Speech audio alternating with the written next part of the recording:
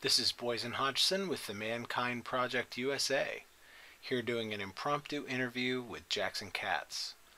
Jackson is one of America's leading anti-sexist male activists, an educator, author, filmmaker, and cultural theorist. His most recent book is called Leading Men: Presidential Campaigns and the Politics of Manhood. Jackson is one of the founders of the Mentors in Violence Prevention program.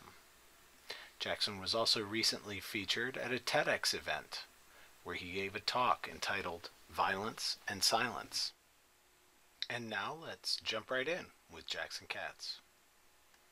I love the fact that, as I said in my email, I've had multiple guys from the ManKind Project across the United States and outside of the United States email me, post this to my Facebook wall, post this to the ManKind Project Facebook wall, and say, with comments like, this is real leadership. This is what masculine leadership looks like. Wow. That's great. This is so for me, there's some sense of, hey, the work that you've been doing along with a lot of incredibly powerful women and along with, some other very powerful men is shifting the conversation. The cultural impact is there. Yeah. Yeah, no, I appreciate that. You're right. And I think it's quite gratifying the number of hits that talk has gotten on YouTube. I mean, obviously it's resonating, right? I mean, it's one measure or metric of that resonance.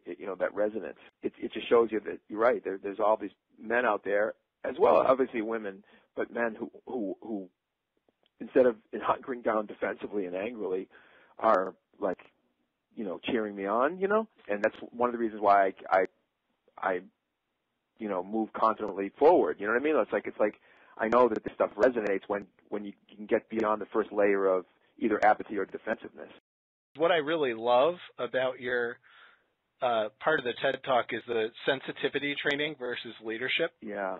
That's a paradigm shift that I think is really important to bring out. The idea that we put forward in MKP is, emotional literacy and vulnerability are not weakness. Right. Like, that's strength. That's That's leadership in action. Correct. When men step up to that kind of bystander intervention, or to say no, or to interrupt process, or to interrupt the patterns that are happening.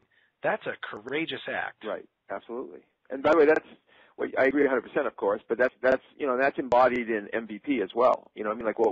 I think why we've been successful especially in the sports culture, military culture, and other traditional male cultures, is that that's the language we talk about. It's a strength. It's leadership. It's strength. It's not weakness and vulnerability. I mean, vulnerability is everybody's vulnerable, right? It's like denial of vulnerability is what's been considered a strength, which is ridiculous. So yeah, we talk about all this. So yeah, I appreciate that resonates. The repression is the weakness. Correct.